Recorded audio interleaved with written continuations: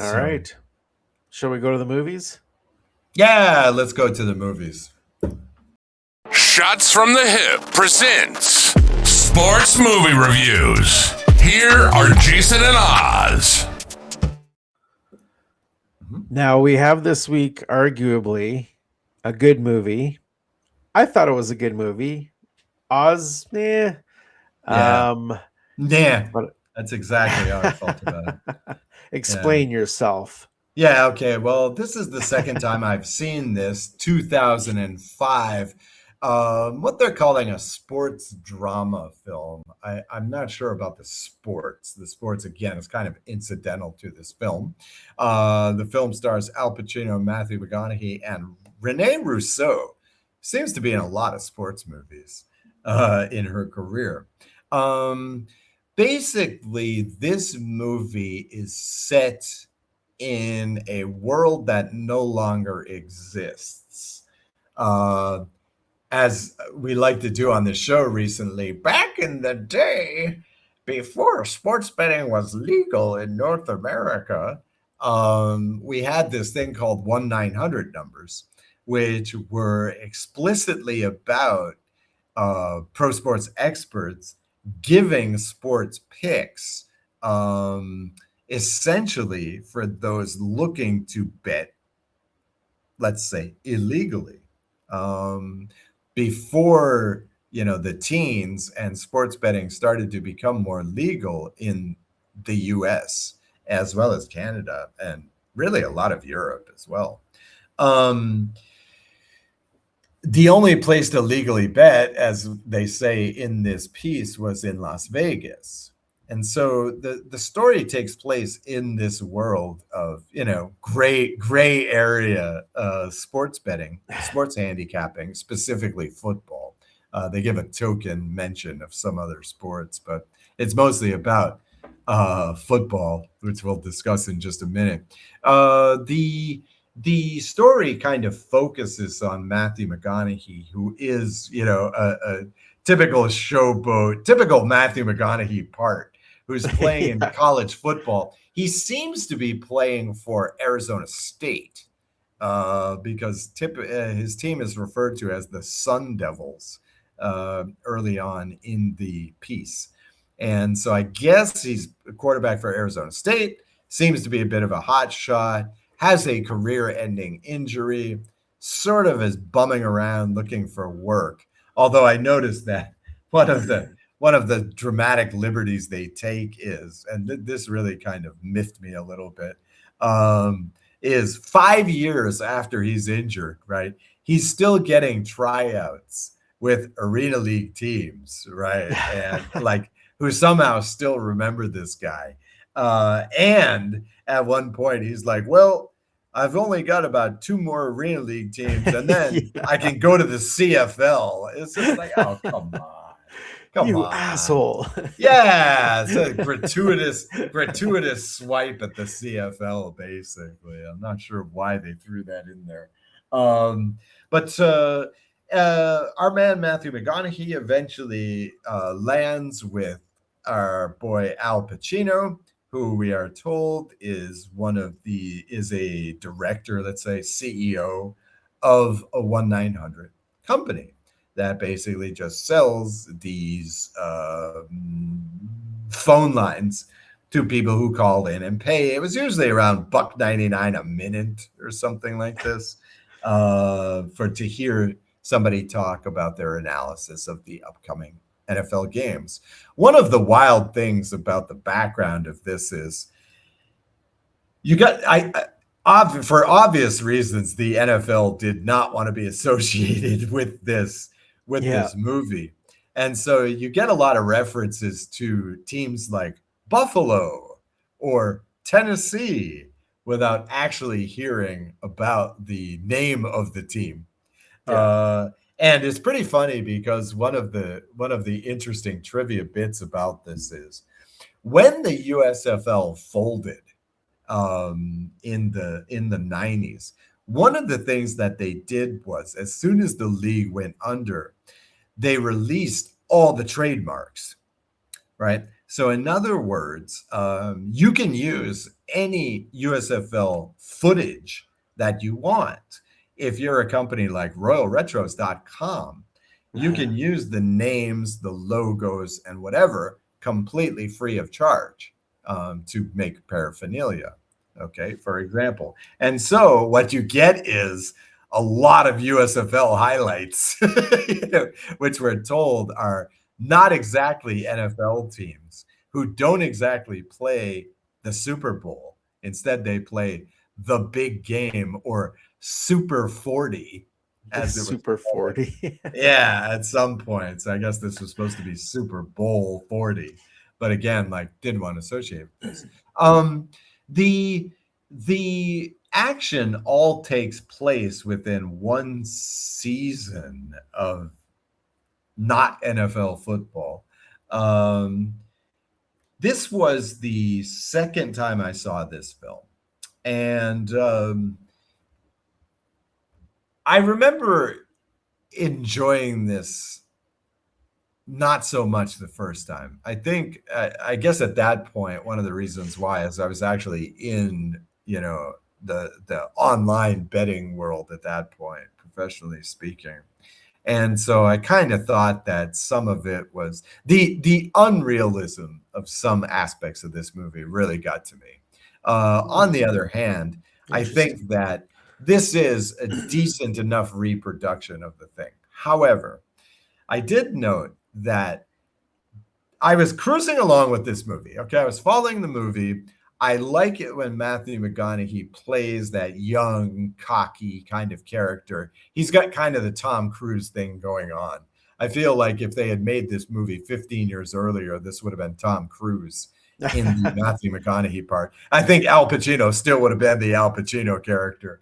But I like when Matthew McConaughey plays this young, cocky character. I think he's well suited for that kind of character, and he certainly is in this movie. However, there was one point in this movie where I felt like the whole movie went off the rails and just became this. Okay, I won't say too much more yet, because I'd like to ask you, okay, so what were your general feelings about this movie? You waiting to hear if I like that point before you?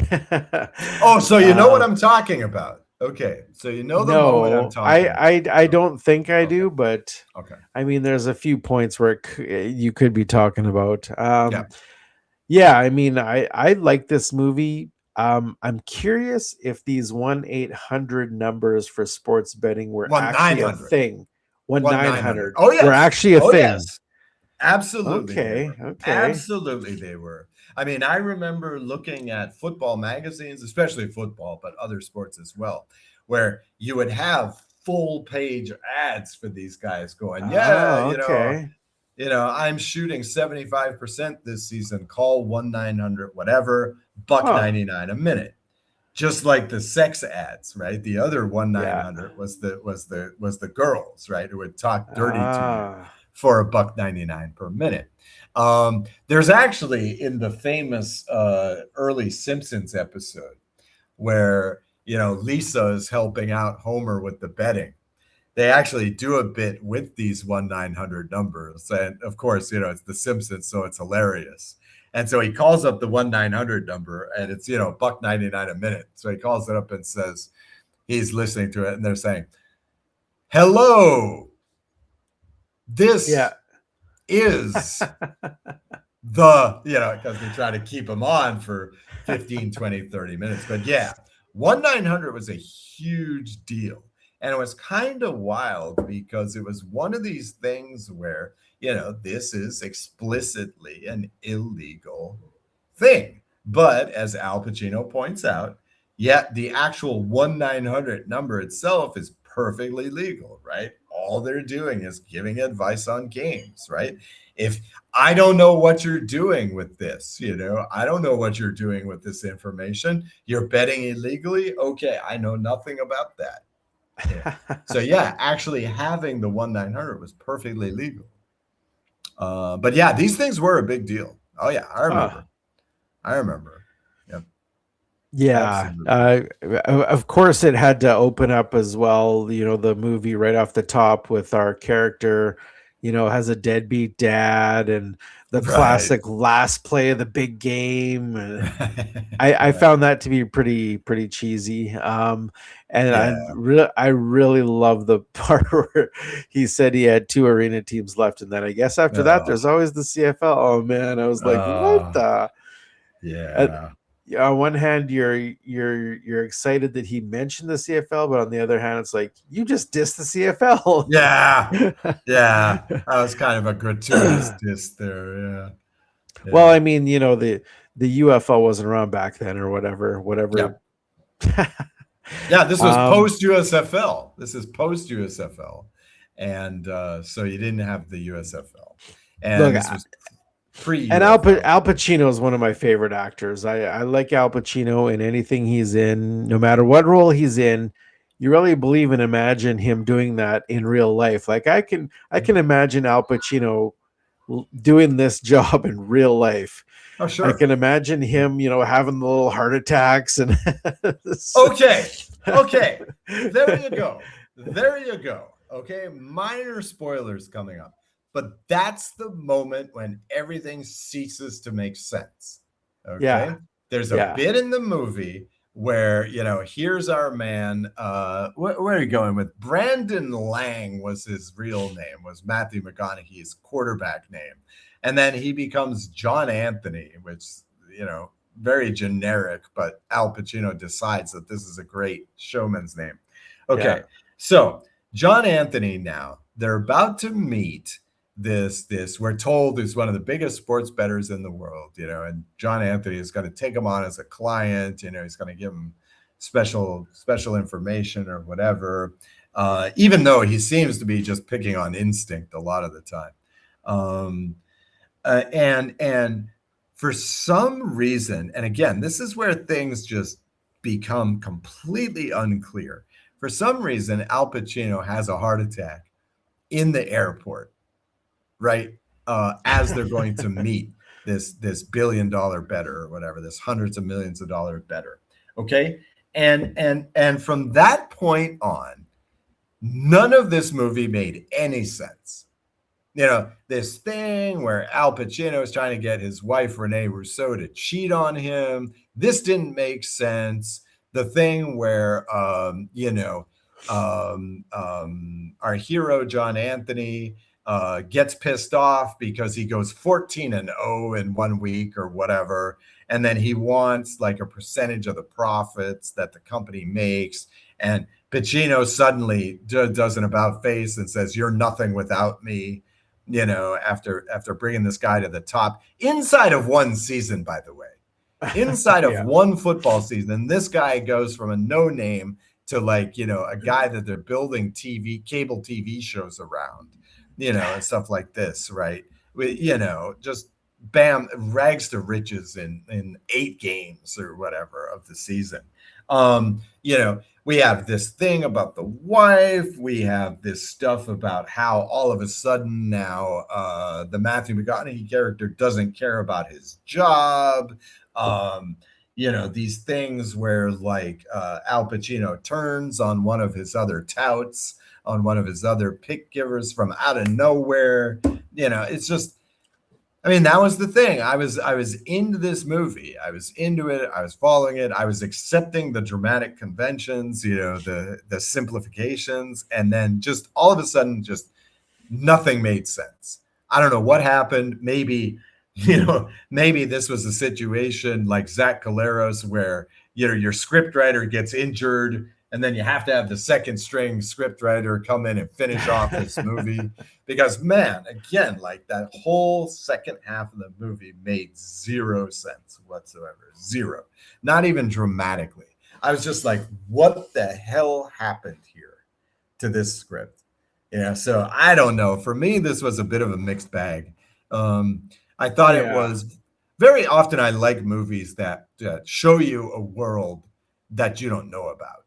That show you a lifestyle that's completely alien to you. And of course, in the case of this movie, this whole industry doesn't even exist anymore.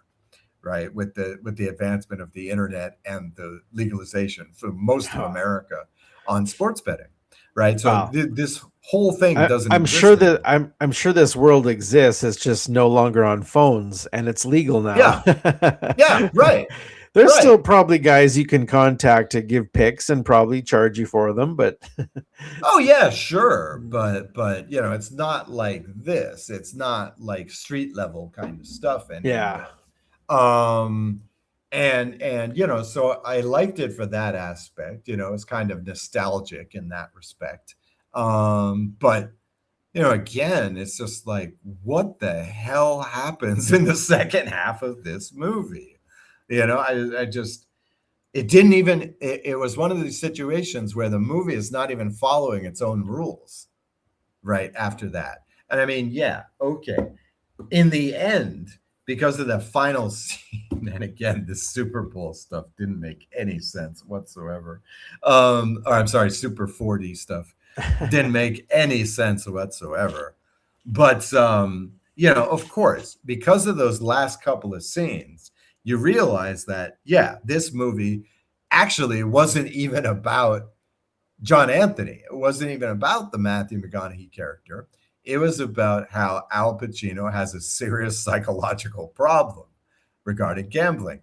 There is that very interesting scene where he goes to Gamblers Anonymous and eventually ends up trying to sell his 1-900 numbers to a bunch of addicted gamblers. I thought that was pretty much fun, but that's when we start to realize that, actually this movie is about the redemption of the Al Pacino character and about how, somehow he's gonna, straighten out his life and all this stuff. So it's kind of a switcheroo there at the end, it's not actually about what you think it's about, but it doesn't justify this whole, again, it doesn't justify the whole second half of the movie, which made no sense. I think you could have ended this movie without the confusion. I think that, again, like this movie really suffered from the oversimplification that we see in these sports movies all the time, because we're supposed to believe that here's Matthew McConaughey going like 14 of 14 in a given week. And look, nobody does that. This doesn't happen, right? Nobody picks all 14 games, first of all, not even on these 1-900 numbers. Not even you? No, nobody. No, come on. If the CFL had 14 games, there's no way I would have been perfect last week, especially you're picking 14 visitors. There's no way. And, he's doing the thing where he's just picking games at random and whatever, and then we're supposed to believe that he has a run of like 2-12, 3-11.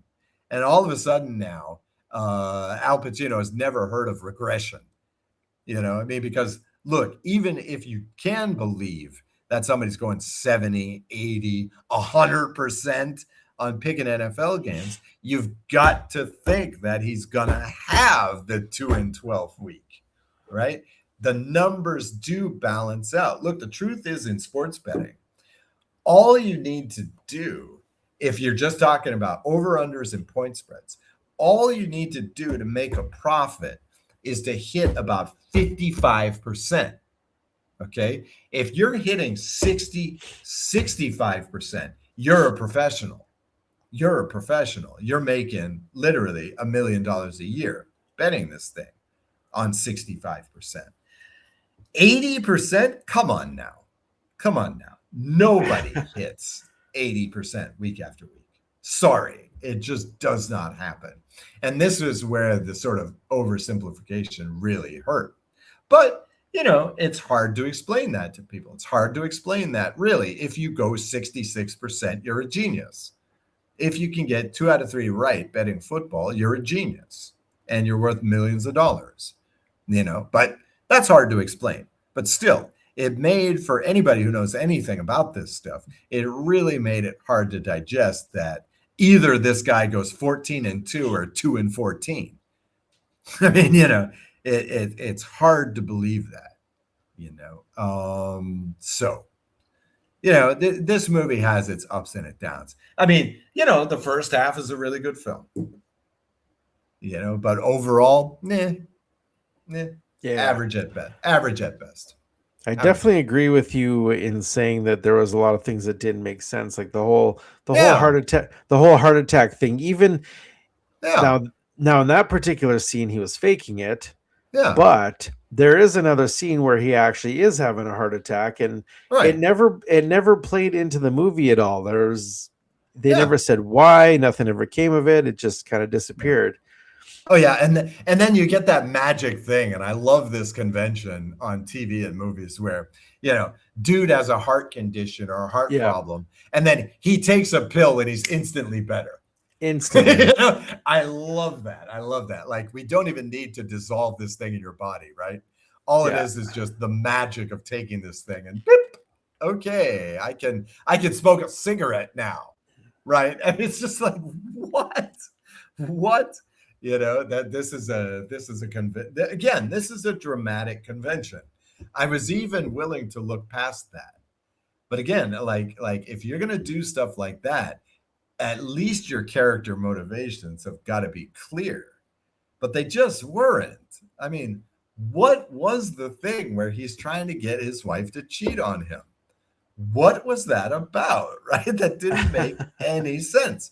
What was it about him firing his guy who wasn't a bad prognosticator, but he just fires him out of nowhere? I mean, like, what was it with Pacino becoming an egomaniac all of a sudden, after our hero goes 14-0 in 1 week? What was that?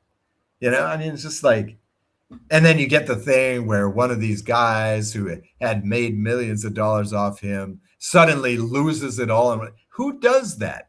Who is gambling this money and taking it and just letting it ride after these incredible weeks by the McConaughey character? Who is doing that? Who is betting everything, every week? Like, oh my God. It just, well, if they're advertising a guy who's, predicting 90-100% win percentage, why not let it ride? Wow, Jesus. I mean, okay, then you got to be prepared to lose, right? And I mean, like, I don't know. Again, this thing just went off the rails. I was with it. Yeah, the biggest thing to me that didn't make sense as well is how McConaughey, he starts becoming this genius who's picking right all the time, and then all of a sudden there's scenes where he doesn't care about his job anymore, and he's flipping coins for picks and asking some random guy in the office who he's picking. But then at the end, all of a sudden he cares again and he's trying to win again, which didn't really make sense to me. Right. And he does the thing where it's like, I'm going to go back to the good old boy that I used to be. And he still sucks. He still sucks. It's just like, I'm going to change my life. And, there was nothing came of it. Again, like it feels like this was a rush job. This script was a rush job at the end. It just didn't make any sense. And again, you have this thing in a Hollywood movie where there's no possible way that somebody can be involved in, let's say a shady activity like illegal betting and come out, being a hero. You can't do it, right? You've got to quit your addiction in order to be a good guy, right? You can't have a love affair if you're still married, all this kind of stuff. So the only way that Matthew McConaughey is a sympathetic character at the end of this movie is if he quits the gambling world and coaches a Pee-wee team like Sean Payton. I mean, that's the only way he's redeemable. And again, like, what is this? So I guess now in life, all you need to do for all your past sins to be forgiven is to coach a youth football team, right? two weeks in a row, we've seen that this is the secret to life, right? Either convert to Christianity or coach a junior league team. This solves all your ills, right? Come on.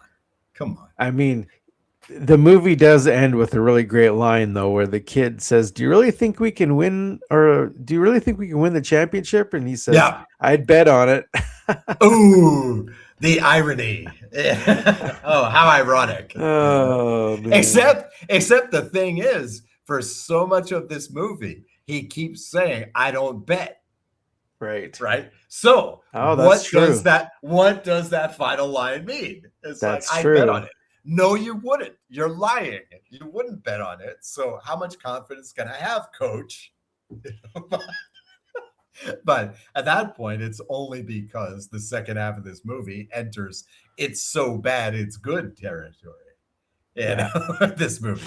So again, like really kind of a disappointment because again, I was into this movie for the first half of the movie, and then it just like went to hell. Just like Armand's career, or his 1 year career in this game. So, but anyway, so I don't know. Maybe 2.5 stars, maybe 3 if I'm feeling generous, which I'm not. Yeah, 3. Yeah, maybe. I mean, you like the acting, you like the characters, you believed it. If you're willing to accept the dramatic conventions, it's very interesting for the first half of the movie. I like the Um, subject matter. yeah, again, it's a nice look back. Now it's a retro thing, now it's a historical curiosity because this stuff doesn't really exist like it used to. So, Let's bring you it know, back. yeah, right. We can bring it Sure. back. Sure. Hey, you went 4-0 Sure. last week. Yeah, right. Yeah, I'm the $1 million man with the $1 billion plan. Ottawa Red Blacks. Yeah, right. There's always the CFL. All right. Yeah. So. All right.